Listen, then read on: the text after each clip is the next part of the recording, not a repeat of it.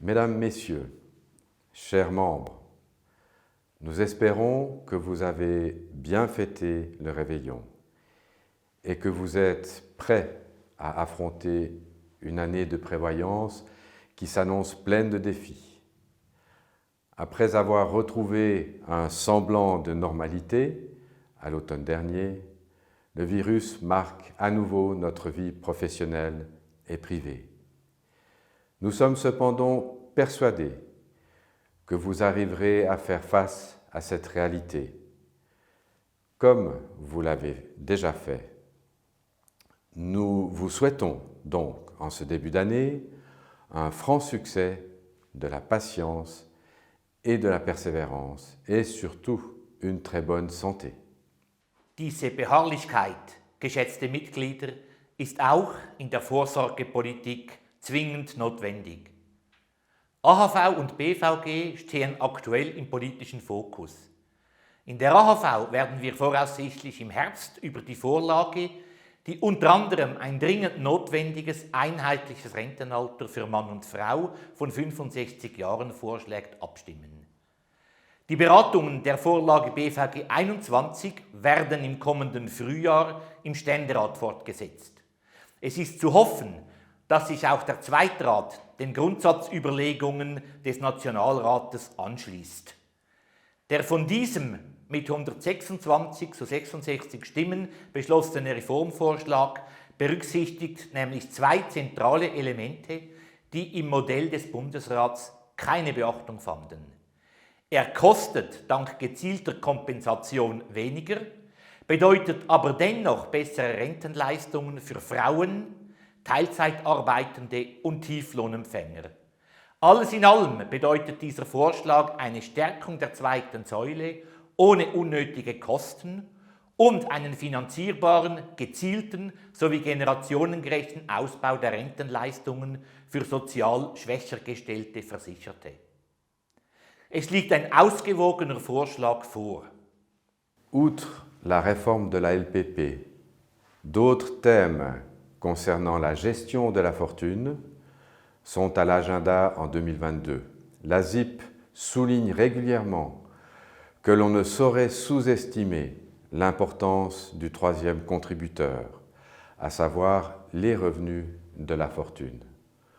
Au cours des dernières années, les caisses de pension ont présenté de bons résultats dans les placements des fonds de prévoyance.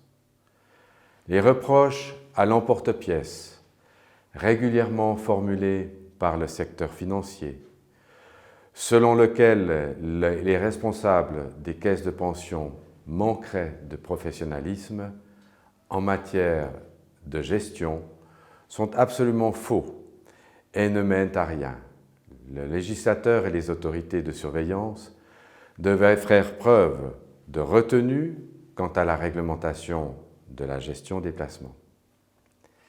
Dans le cadre de ce processus, les caisses de pension sont aussi conscientes de leurs responsabilités sur le plan éthique, écologique et social. Elles sont en bonne voie de réaliser une politique de placement durable, axée sur des critères ESG. Nous encourageons les caisses de pension à montrer à leurs assurés sous quelle forme elles peuvent intégrer ces critères dans leur processus de placement. Nous vous présenterons bientôt différentes solutions pour la rédaction de rapports ESG axés sur la pratique. Unbestritten ist eine funktionierende berufliche Vorsorge auf motivierte, engagierte und sich professionell verhaltende Führungsorgane angewiesen. Zweifellos ist und bleibt das eine herausfordernde Miliztätigkeit, welcher auch die notwendige Wertschätzung und Anerkennung entgegenzubringen sind. Als operativer Stelle mit umfassendem Fachwissen kommt so dann der Geschäftsführung der Pensionskassen eine große Bedeutung zu. Zusammen mit den Mitgliedern des obersten Organs unternimmt sie alles, damit die kapitalgedeckte, kollektive berufliche Vorsorge als zweite Säule mit sozialpartnerschaftlich und dezentral geführten Pensionskassen auf der Erfolgsspur bleibt.